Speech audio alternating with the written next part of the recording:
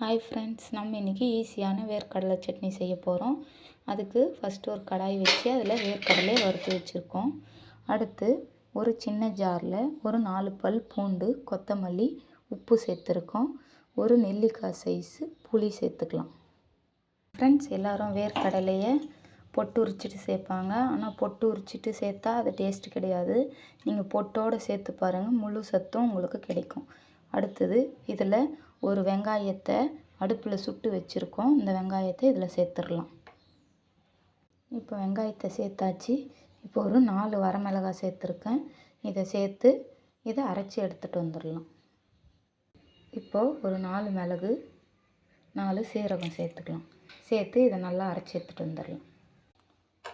பாருங்கள் ஃப்ரெண்ட்ஸ், அந்த சட்னிக்கு தகுந்த மாதிரி நம்ம இட்லிக்கு மாவு கரைச்சி வச்சுருக்கோம். இந்த மாதிரி மாவை கரைச்சி இட்லி ஊற்றினா இட்லி நல்லா பூவாட்டம் வரும்.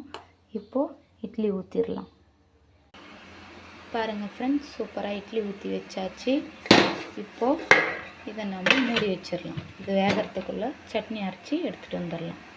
இப்போ சட்னி அரைச்சாச்சு. இதுக்கு தாளிப்பு கொடுத்துடலாம். பாருங்கள் ஃப்ரெண்ட்ஸ், தாளிக்கிறதுக்கு ஒரு குழி கரண்டியில் எண்ணெய் ஊற்றி வச்சுருக்கேன். எண்ணெய் சூடாகட்டும். கடுகு போட்டு இப்போ கொஞ்சமாக கடுகு சேர்த்துக்கலாம்.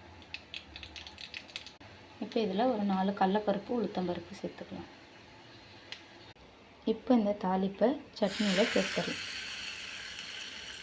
சூப்பராக இட்லிக்கு தேவையான சட்னி ரெடி ஆகிடுச்சு. நம்ம இட்லி வந்ததும் சர்வ் பண்ணி காட்டலாம்.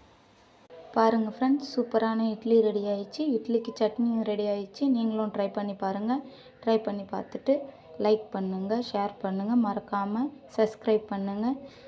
உங்களுக்கு ஏதாவது செஞ்சு காட்டணும் அப்படின்னு நீங்கள் நினச்சிங்கன்னா மறக்காமல் கமெண்ட்டில் சொல்லுங்கள். பாய் ஃப்ரெண்ட்ஸ், நெக்ஸ்ட் வீடியோவில் மீட் பண்ணுறோம். பாய்.